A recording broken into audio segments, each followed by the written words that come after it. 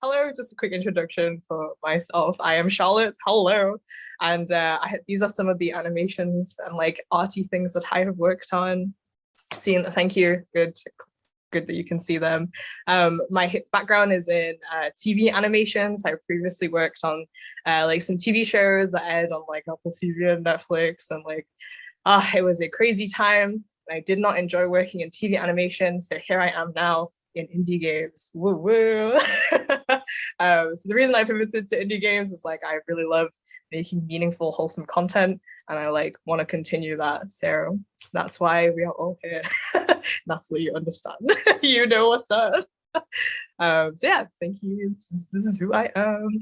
Okay, so let's get on into some of the tips and tricks.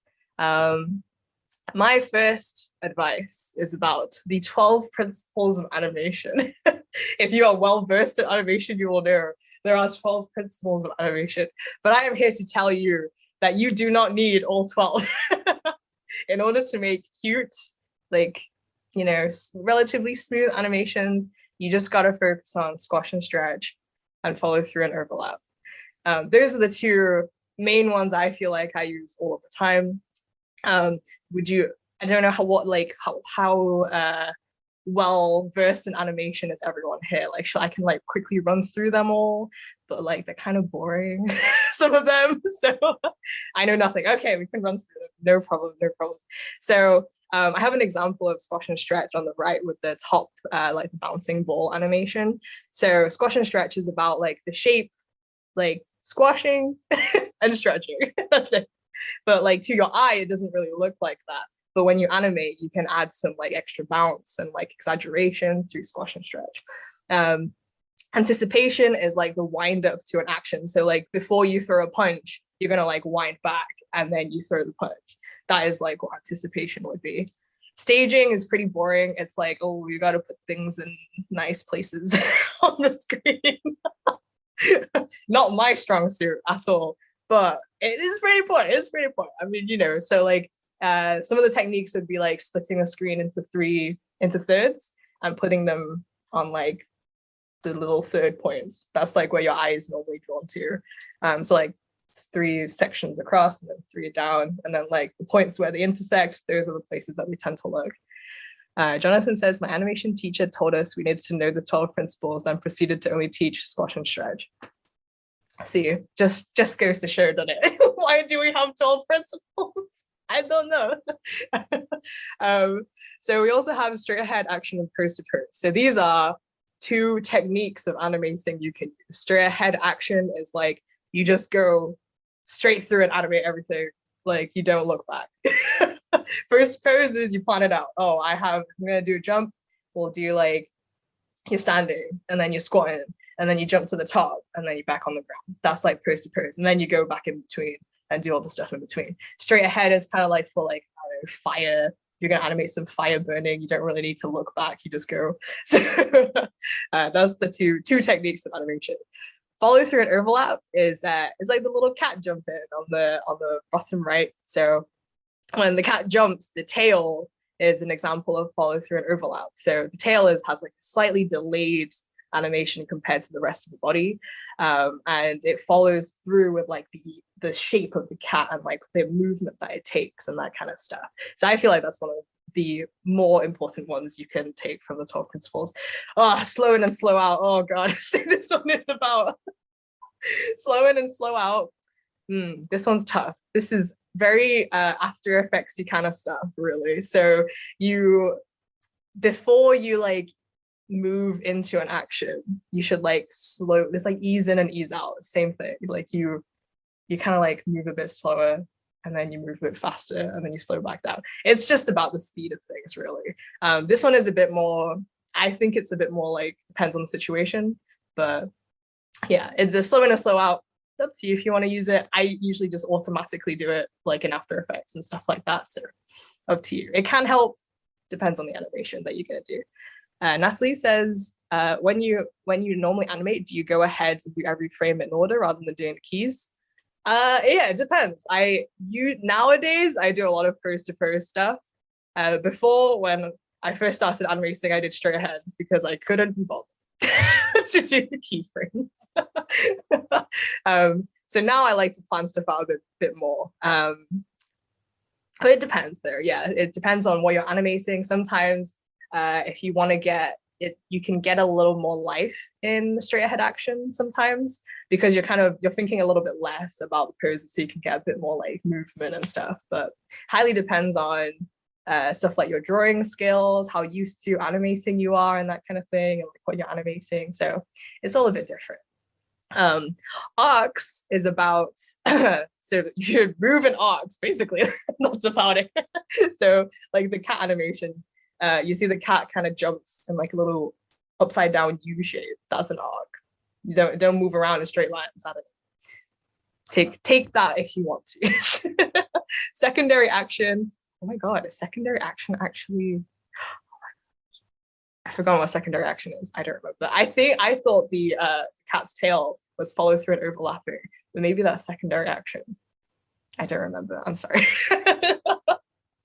And we have timing. Oh man, timing is similar to slow in and slow out. You gotta there are times when the keyframes will be closer together, and there are times when the keyframes will be farther apart. That's what timing is about.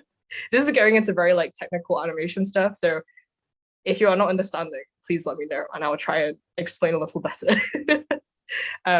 Exaggeration is I get back to the punch. If you're winding up the punch, you go really super far back and then you throw the punch forward. That's exaggeration. Solid drawing. Oh, this is my least favorite one. The last two are my least favorite 12 principles. Solid drawing is about your drawing skill and making sure you draw with volume and that kind of stuff. I don't think that matters that much. And I don't think that cannot be an entry barrier to animating. So I just cannot accept solid drawing as a 12 principle. An appeal is in your character design, the backgrounds, what you're making, the art you're making. Terrible at solid drawing as well. Yeah, it's honestly, I hardly ever do hand drawn animation because I cannot do it. So I totally understand. So yeah, I just did a quick run through of 12 principles animation there. I hope that was relatively clear, but please focus on squash and stretch, follow through and overlapping action for speedy, quick results. Oh, I just went backwards. Sorry, let's get back forward. Okay, my next rant is about frames per second. So I found in video games there tends to be a bias towards higher frame rates and higher frames per second of animation. You see that a lot in I think AAA is all about 60 FPS and 24 FPS, and let me just throw that out the window and just tell you, use a frame rate that suits your game. And you do not need, if your game is a fighting action, I have a Ryu on screen right now, okay, yeah, sure, probably do need more frames for that. But if you are I don't know, if you're just doing a visual novel, you probably don't need a high frame rate for a visual novel. It just depends on your game. You don't have to have smooth animations all the time. And in fact, lower frame rates are kind of coming into fashion right now.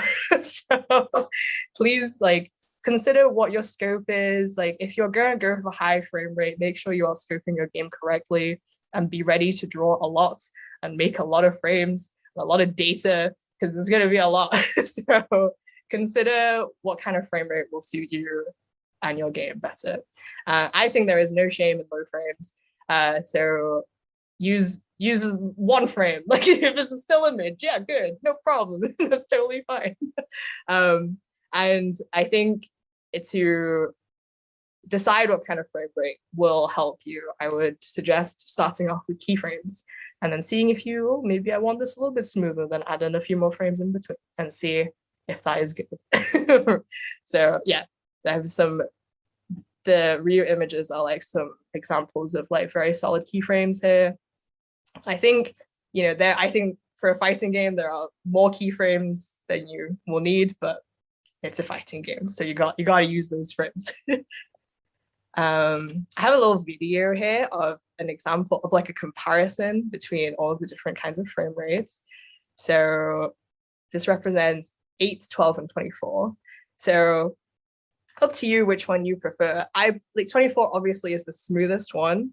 But I think there's a lot of charm in 8 and 12 as well. So it does not necessarily matter if you want smooth animations or you want like choppier animation. It's all entirely up to you and your game and what you want to do. So I have some more examples coming. Here we go. So plenty of examples of low frame rates, high frame rates, lots of things going on all the time. I would like to particularly point out the image of Spider-Verse. They actually use 2 different frame rates in the movie. So Miles Morales is animated at a lower frame rate compared to the other Spider-Man. I forgot what his name is, sorry. So yeah, when Miles first starts off being Spider-Man, he's like very unsure of himself and like he doesn't know how to be a Spider-Man. So his frame rate is actually lower. And once he gets more used to being a Spider-Man, he's like smoothing out.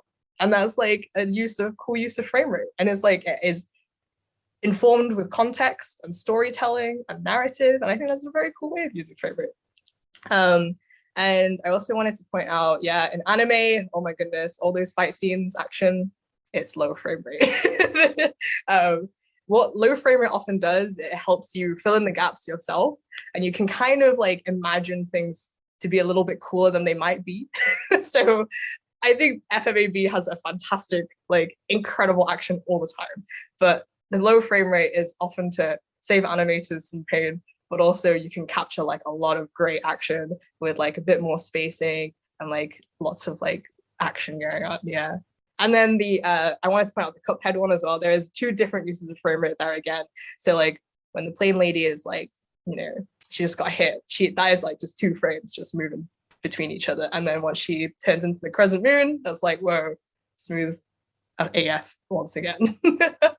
And yeah, and we have Stardew Valley, which is just like for jiving with like 1 frame. So you can do whatever you want. Whatever fits your game works the best. Okay. And I think this is my last tip actually. So we're gonna go with super easy character design. I think there is no shame in drawing a ball and putting some dot eyes on it and being like, that's my character. It's absolutely brilliant. Orb's best design. That's correct. I think a lot of people, for when you come to animation, it's very spooky because it's like, oh, I need to design like a really strong character and stuff.